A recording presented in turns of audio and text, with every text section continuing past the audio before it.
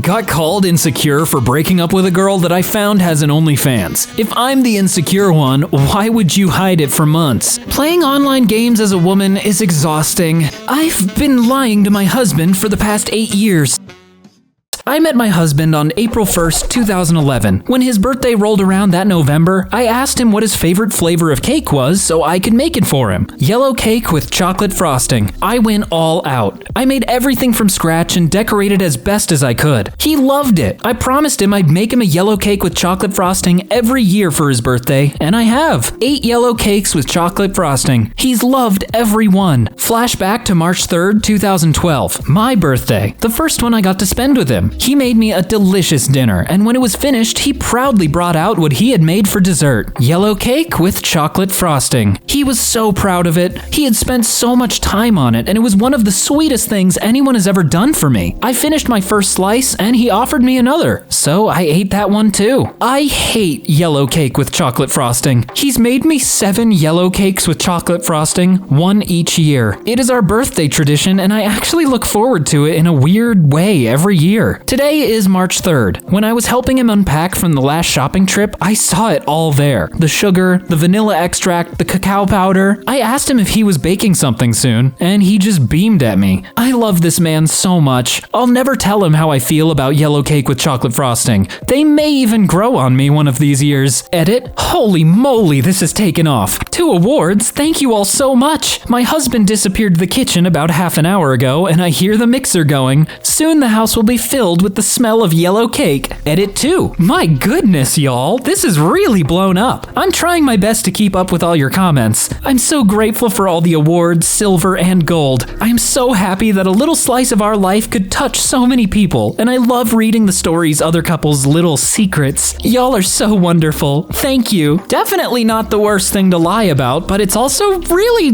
inconsequential, I think. You could probably just tell him. It's okay. It's adorable and affectionate. He clearly loves you. Wait another 5 years, then tell him. At that point, it's laughable. What on earth is yellow cake? Like vanilla sponge or something? Banana cake? Lemon cake? I assume it's an American thing. Yo, thank God. I was beginning to think I'd slipped into an alternate dimension where I was now the only person who didn't know what yellow cake was. As an American, I'm not really sure what yellow cake is other than it's cake that looks yellow and it's mostly vanilla. So if that's an answer, I don't know. You absolute god of a partner. You've reached the point where, assuming you can afford it, it's too late to back out. This is one of the most adorable posts I've seen on Reddit. Personally, I'd tell my partner, and I hope you do, and you both laugh. But that depends on your dynamic. Perhaps an advanced 10th anniversary present? My husband is the moderator for a few different subreddits, and he genuinely thinks it's a job. My husband refuses to look for a job, even though I think it would be good for him, and we could use the additional income. But he just says he's got too much on his plate already. That being monitoring these stupid subreddits. And every time I bring it up, he claims what he's doing is unpaid labor similar to that of a homemaker. But he doesn't clean or cook or do any of that the way he used to. He just monitors his stupid subreddits. I don't know what to do. Sometimes I want to leave him because I believe I may not be able to reach him. Most mods do, and they take it way too seriously. Deleted. Removed. $0 an hour. Imagine all the Reddit mods side-eyeing their partners wondering if they wrote this. Reddit mods with partners already brings it down from all to 0.1%. Is he gonna delete this post? Delete post, ban OP, and call it a day's work. He's abandoning his responsibilities to the marriage, putting it in jeopardy. You should tell him as much. Also, he's a complete tool. LMAO, mods in shambles. Even their spouses know they're delusional. Rough day to be a Reddit mod. Ugh. I found out that my boyfriend of 2 years is married and has kids. I'm showing myself to his family tomorrow at his church. Throwaway because I don't want my followers to see this. I'm just so confused right now and need to talk to somebody. I've been seeing this guy, Adam, 32, for 2 years. He's from another town but visits me on weekends. I never met his family, friends, or been to his town. I know that he works at the church and he takes pride in that. 3 weeks ago, I found out that he's actually married and has 2 kids. I was devastated and in a state of disbelief disbelief, but most of all, I was mad, especially after I confirmed this via his wife's social media account. We're still talking and I haven't broken up with him yet. I planned and decided to show myself to his family on Sunday at his church and let them know that he used me and took advantage. I plan on ending it right there and then. I'm currently in his town staying at a hotel. I'm doing this tomorrow and no one knows except myself. He's still texting me lies thinking that I'm stupid or ignorant. I feel terrible, but something's pushing me to do this. Don't know if it's anger or feeling bad for his wife and kids. I'm not gonna lie, I'm worried this might backfire at me, but at this point, I have nothing to lose. I just feel like I need to get my respect and dignity back after being lied to and fooled for 2 years. Ooh, yeah, finding out you're the mistress is a little more rough, I think. Talk to the wife, not publicly. Leave the kids out of it. You have a right to be hurt, but hurting children and a wife that did not do anything to you puts you in the wrong with him. Be an adult about it. As scummy as that is, it is pretty remarkable that he got away with it for so long. I can't even take a shit without my wife and kids hunting me down. I am with everyone else here. It's going to blow up in your face if you make a scene. The church will make you the villain, him the victim, and the wife the lame duck. Sit next to her and tell her you want to speak to her in private. Give her unrefutable evidence, walk away, never look back. If she wants to make a scene, let her make that call. It's probably hard to see it this way, but both of you are victims to this man's machinations. As much as you want to ruin this man in spectacular fashion, it's not her fault he did this. Please be considerate. I'm sorry, but how do you stay with someone for 2 years and not meet any of his friends, family, been to his town or his house? I'm not attacking you, I'm just saying you didn't think it's a little strange? That is somewhat of a red flag, to be sure. I hired a male sex worker for 2 hours just to hug me and hold me, and I gave him flashcards of what to say to me. Wait, did I write this? I'm a 22-year-old female. I'm introverted. I have one boyfriend who cheated on me 8 months ago, and since then found it incredibly difficult to socialize. Not that many people made an effort. I'm simple. I don't have social media. I have a few friends, but they don't really speak to me much. I'm average looking, pretty insecure since my breakup. I'm in college and on weekends work a 12-hour shift at a fast food restaurant to make ends meet. I don't know, I felt really lonely, so I knew of a guy who works with me who told me his friend is doing sex work. I found him on Facebook and he told me how much he charged. Also asked me a bunch of questions about my sexual health. I never planned on sleeping with him, I just didn't want him to find me weird. Anyway, we met at a hotel. I told him I didn't want to have sex, I just wanted to be held and given words of affirmation and care. He agreed and I paid him. I gave him flashcards. They all said things like, "I'm proud of you, you're doing so well, you're strong, did you eat? Are you okay?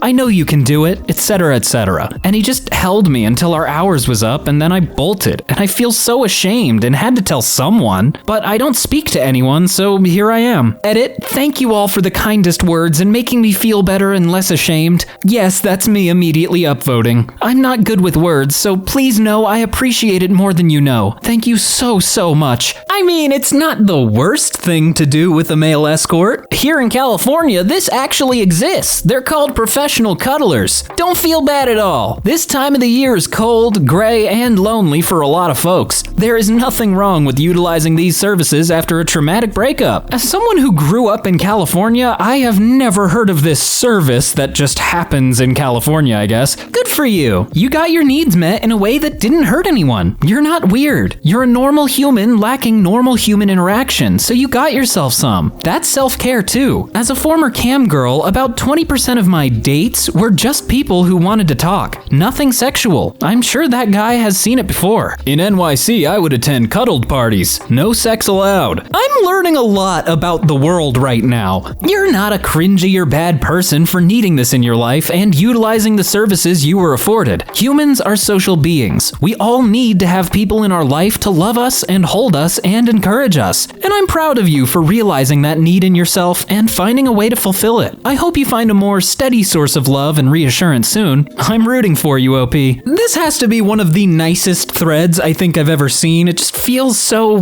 actually wholesome. I got a delivery driver fired. Last night, I ordered a pizza as my boyfriend was out of town and I was feeling lazy. Older gentleman delivered the pizza and started saying things like, "Are you wearing anything under your clothes? Do you live alone? Is anyone in your apartment? I like you. You're very sexy." Right at the end, he tried to hug me and kissed me on the forehead. I was wildly uncomfortable and I kept waking up to car sounds in the parking lot, checking that it wasn't him. I slept with a bat. I do not like to rock the boat. I'm very non-confrontational, but I reported him to DoorDash. They just called and told me they are so sorry. There is a zero-tolerance policy on that sort of behavior and they have deactivated his account. I'm glad I reported him. He might have done something worse in the future to another woman, but I feel like trash that I got a guy fired. Weird dissonance in my head right now. No, you shouldn't feel bad at all, actually, because that guy is a certified creep to just say that to a stranger when you're doing a job. No, you probably did save some other women from very uncomfortable situations. Just think of it this way. You saved another woman from going through the same frightening experience as you had, or even saved a woman from getting R-worded or killed in the extreme. You did a good thing and shouldn't feel guilty. You did the right thing. As much as it does suck knowing that you're the cause of somebody losing a job, I think you did the really right thing here, cause yikes, man, you don't get away with that. Don't feel bad. As a DoorDash driver, it is very, very, very easy to not even interact with customers, so any who do are effing creepy. I'd file a police report. If he's caught around you again for any reason, the police have this information on file and it will make it a lot easier. In his mind, he knows where you live and he just lost a job. Call the police. You didn't get anyone fired. He fired himself. Honestly, with that kind of behavior to a customer during your job,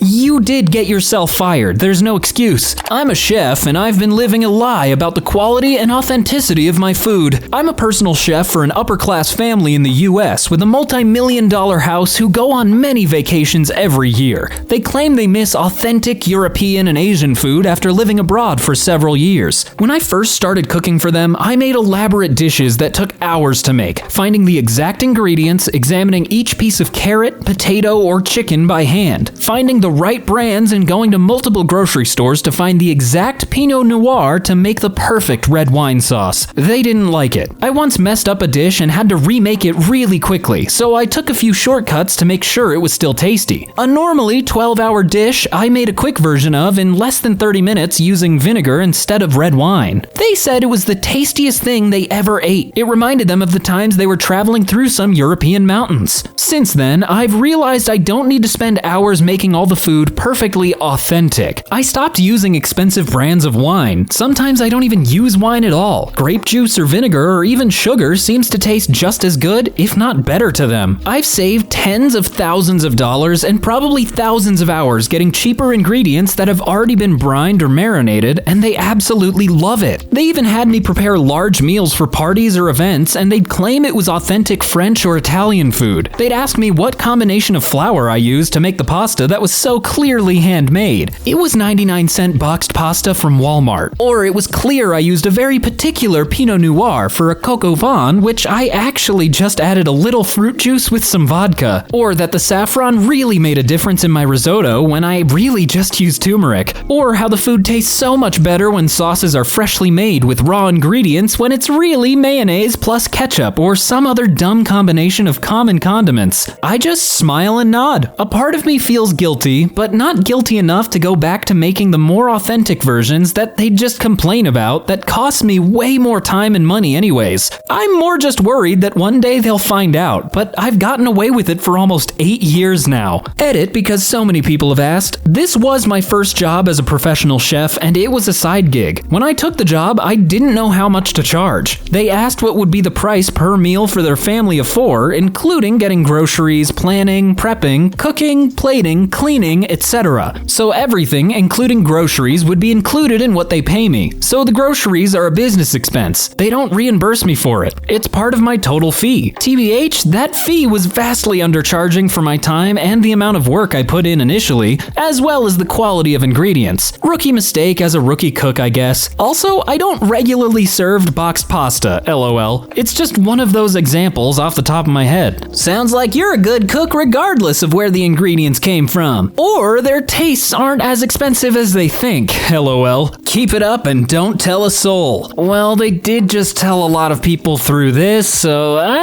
whatever, they're getting away with it. The thing is, maybe you are really making authentic food, because maybe this is exactly what the chefs were doing at those authentic restaurants for the same reason as you, to save money and time. And now the food tastes exactly the same to them, because it is. Rich people reading this post and going home to their chef's authentic cuisine.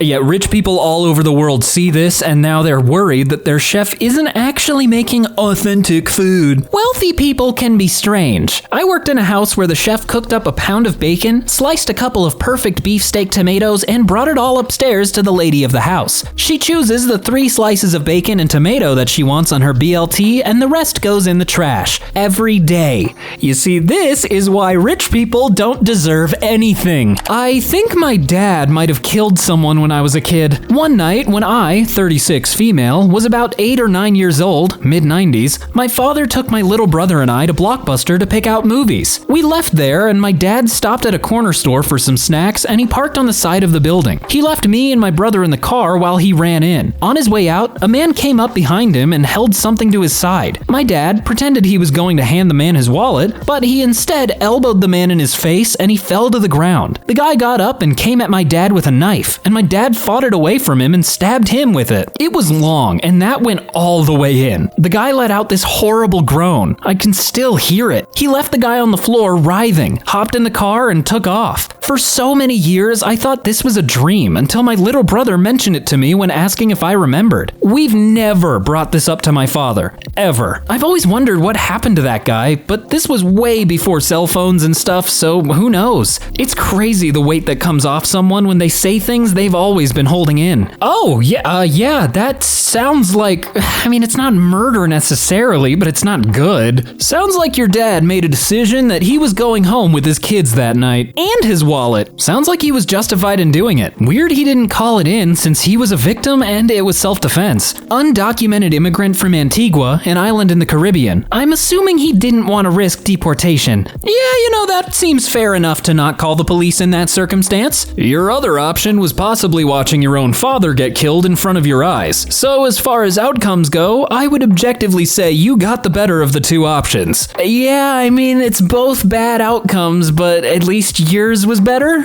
But did you make it to Blockbuster? What movie did you get? Wow, great question. I got Mrs. Doubtfire and my little brother got Free Willy. Blockbuster was the first stop. If I have to jump through 80 hoops just to apply, then still make it through 3 interviews, the least you can do is give me a courtesy call saying I didn't get the job. Man, even an automated email would be better. How do they expect us to show loyalty if we're literally just bits of machinery to them? Oh my god, I feel this so hard.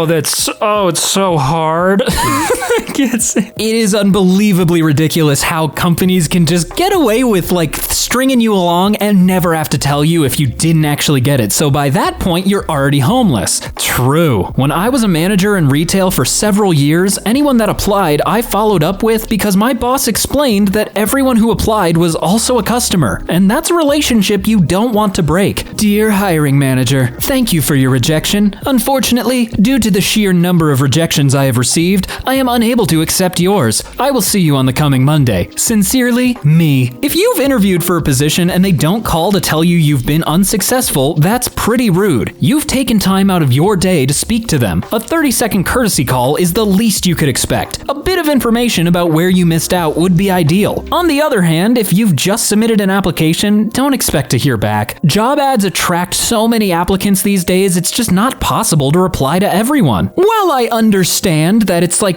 too many applicants to really get back to everyone, it's ridiculous to say that nobody wants to work anymore when we have people that want to work, you just refuse to let them at a certain point. Sorry, I'm not mad, I'm just mad.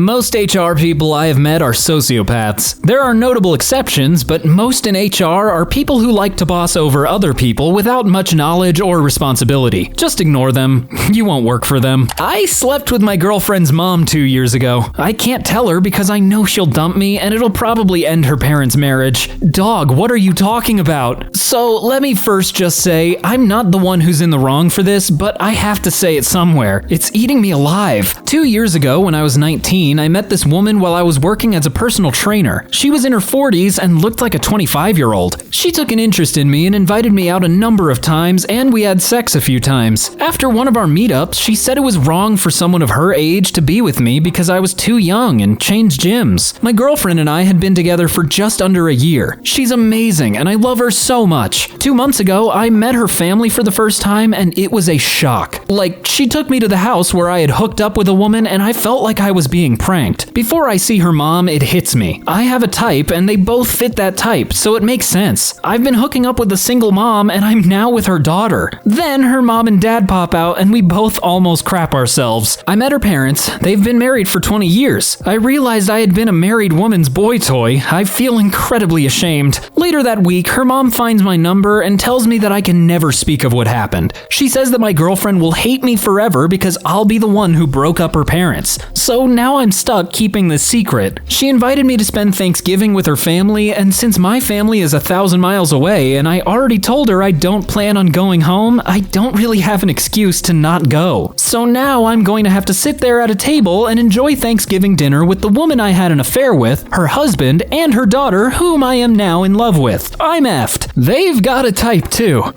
Seems like it really runs in the family.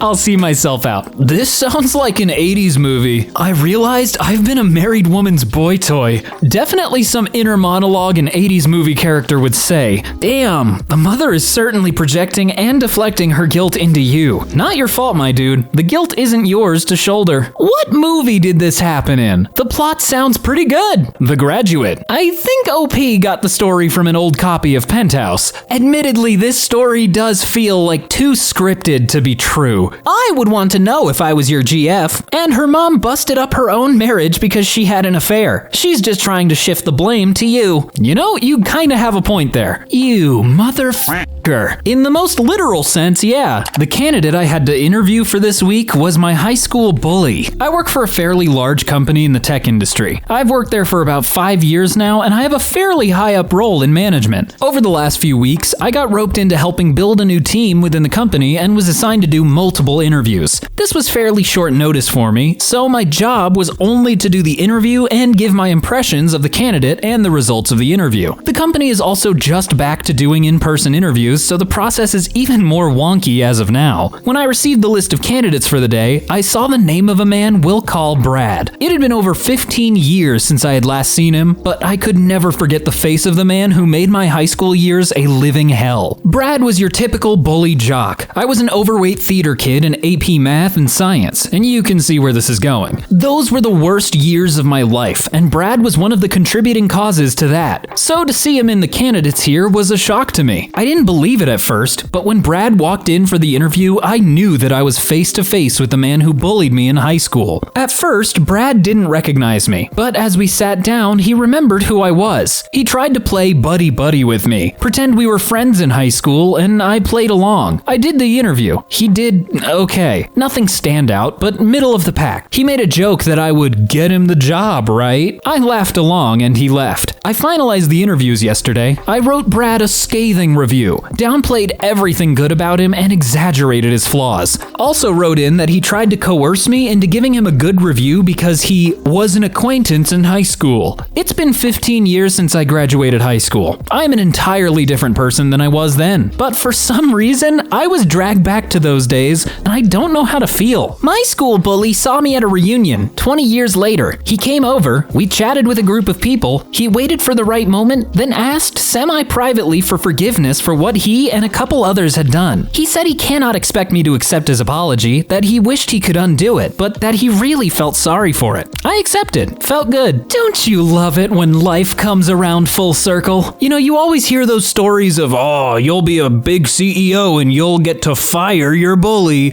I never thought I'd actually see a story like that. Don't beat yourself up or feel bad about this. Had Brad changed, he wouldn't have tried to pretend like you were buddies. He wouldn't have made the nudge about about you getting him the job. He would have acknowledged the obvious discomfort, apologized for his past actions, and asked you to consider his application. He did the opposite of that. He is still toxic, and you absolutely did the right thing keeping him out of your work environment, not only for your own well-being, but for the well-being of your coworkers. Yeah, screw that Brad! I would have done the same. If he were a changed person worthy of respect and hiring, he would have been straightforward. Wow, imagine this. Obviously, fate has given me an opportunity to make amends. I'm so sorry for how awful I was to you. I wouldn't blame you for ending this interview right now, but I need to let you know that I'm not that person anymore, and I'm truly sorry for how I treated you. But he didn't. He tried to hide from it and minimize it. He's a coward at best. You don't want him working for you and the company. As a firefighter who responds to all sorts of incidents, can I just say, at an accident, either help or get out of the way.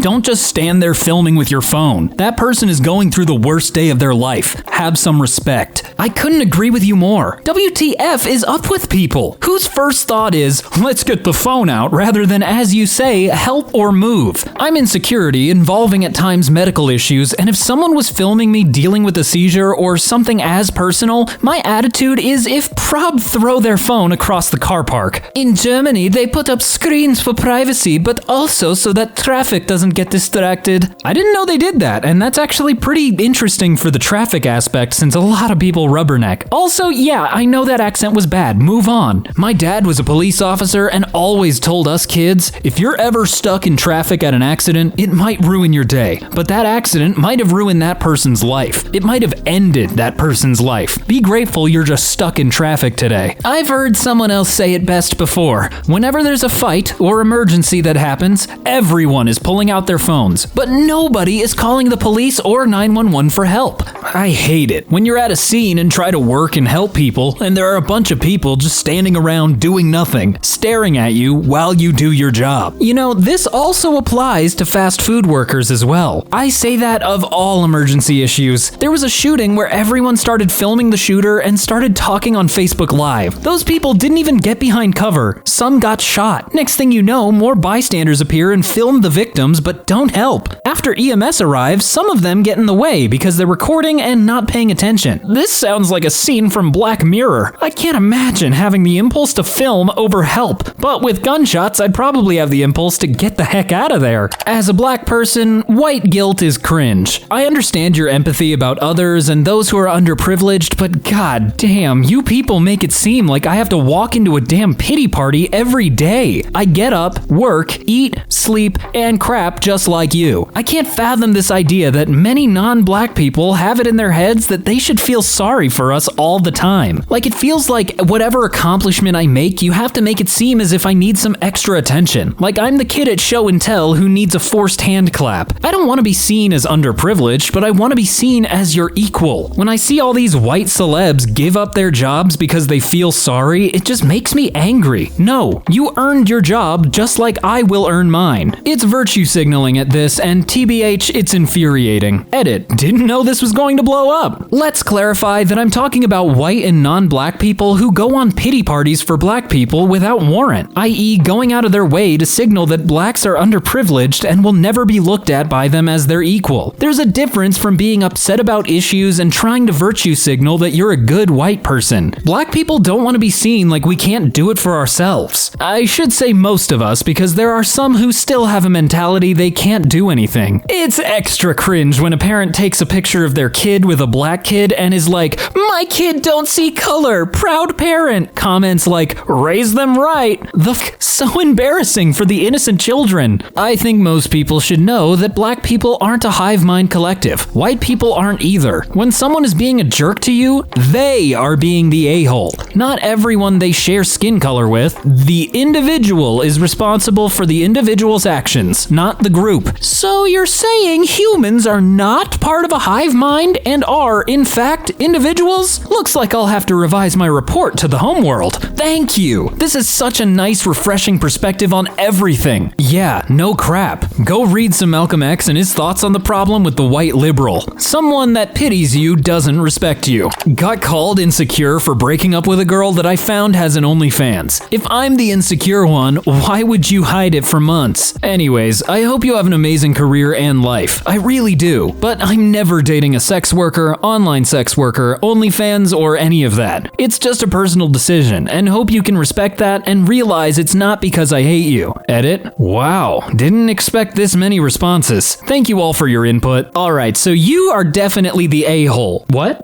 Oh, wrong subreddit? Okay, yeah, that makes more sense. Sorry. I think the bigger problem here isn't whether or not you want to date a sex worker. That's your own preference. It's the fact that she hid it from you. Obviously, she's entitled to do whatever she wants with her body and her time. But when you enter a relationship, that's something that should be disclosed. The fact she didn't is not okay. Nothing wrong with your decision, OP. You aren't insecure. Edit. People really out here trying to say not wanting to share your significant other, visually or otherwise, makes you insecure. It's really just the term share in that sentence that kind of puts me on edge. Like, what are you talking about? Sharing. You set a boundary and stuck by it. Good for you for not letting her walk all over you. Was she walking all over you by having an OnlyFans? I don't understand some of this perspective here. Just as having an OnlyFans is a choice. Not wanting to be someone who has an OnlyFans is also a choice. Insecurity exists when either side does things to bring it up, like have an OnlyFans and keep it secret. Playing online games as a woman is exhausting. Men treat women like we aren't even human beings, and even worse on the internet. They scream at the top of their lungs,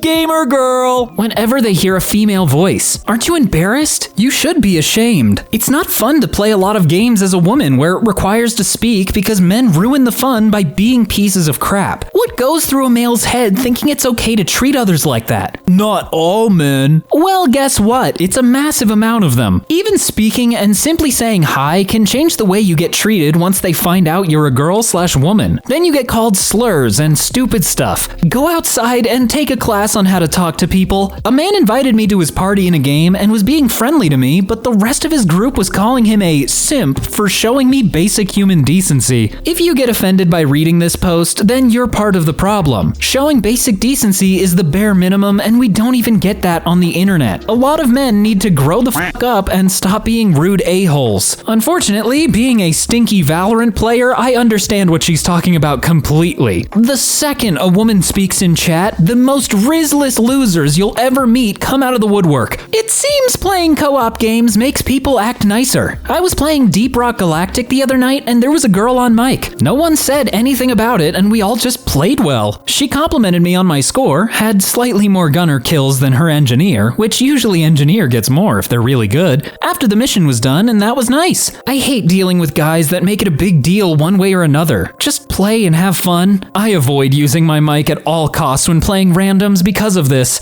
That way, I get treated like any other dude, which is way better. It sucks that this is still such a massive problem. I'm a dude, but I like to play female characters in games. One of them was a damage priest, and since a female priest equals none and none equals sister, I named the tune Sister Death and dyed all my gear to look like a nun's uniform. Literally every single day, I would get people sending me whispers with super sexual content, offering me in-game items or currency for nudes, all sorts of stuff. One dude offered me $100 to come onto his vent server and have phone sex with him. I logged into the server and was like, "Sup, bro?" in my deep manly voice. I didn't get the $100. You might not have gotten the $100, but you at least killed his boner and embarrassed him so much. My fiance and sister won't team up with anyone and voice chat with each other on Discord just so they can play games together online without being hassled. It makes me sad, especially because women are becoming a sizable demographic for this medium, and yet every time people hear one playing, they freak out. It's actually quite pathetic. I use a voice-changing mic. I say the bare minimum and then I am done. First time I hear name-calling like that, I dump their worthless asses. They are trash and know it. Message to all gamers out there, knock it off, maybe? I don't know, just be nice and normal. You know, I'm glad everybody got to get that off their chest. But now it's time for me to get off. Wait, not like that. Thank you all so much for watching. Once again, my name is Brandon and I will talk to you another day. Bye!